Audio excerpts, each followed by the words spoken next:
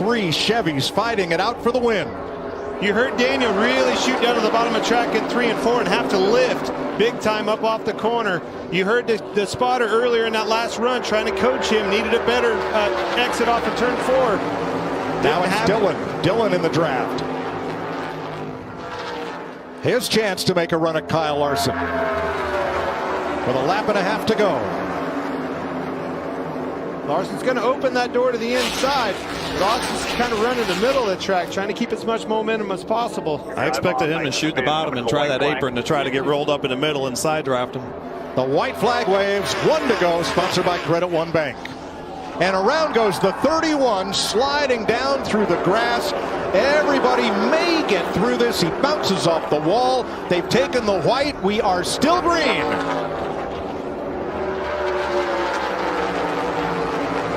Larson with 3/10 on Dylan. Eric Jones closing up for second. Can anybody catch Kyle Larson? Not today. He's going to the bottom here. Watch Jones. Big run on the outside. Dylan on the bottom, slides up right to the tail of the 5. Here they come for the checkered flag. Kyle Larson keeps that surfboard trophy in California. Man, what a race, and you can't really say enough about Austin Dillon, Jones, and Suarez. I mean, I don't think anybody would have picked those guys to be second. Before they get to the playoffs, it's been all the way since California, the second race of the season, when he found victory lane. 1 lap to go, presented by Credit One Bank. And now 3 car lengths separate the top 2. A.J. Allmendinger trying to find anything in that car to catch the 5. Oh, he's going to have divine intervention to win this race because Kyle Larson is gone.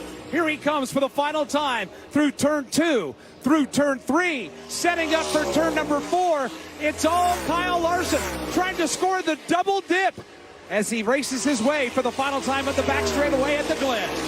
The best Chase Elliott could do was work his way back up to 4th position after Kyle Larson ran him wide on turn 1 in the final restart. An aggressive move, but it's put him in position to win this race comfortably ahead of the 16 car of A.J. Allmendinger.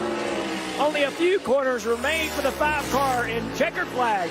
Not the wins from Kyle Larson that we saw last year, but now getting momentum going into the playoffs. Larson becoming more dangerous at the time of the year when it matters. Playoffs looming. Kyle Larson set up for a win here. Burton, you mentioned it. He won here a year ago, and he looks to go back-to-back at the Glen. Kyle Larson comes out on the front stretch. He'll see the checkered flag. Larson wins again at the Glen.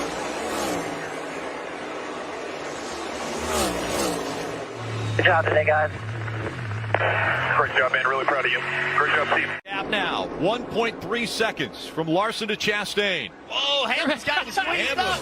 Truex fights back. Hamlin cannot clear the 19. Maybe Truex had an issue in 3 and 4. I wasn't sure what was going on, but it looks like he's not going to give that position up if he doesn't have to. They continue to fight. And second, still held by Ross Chastain.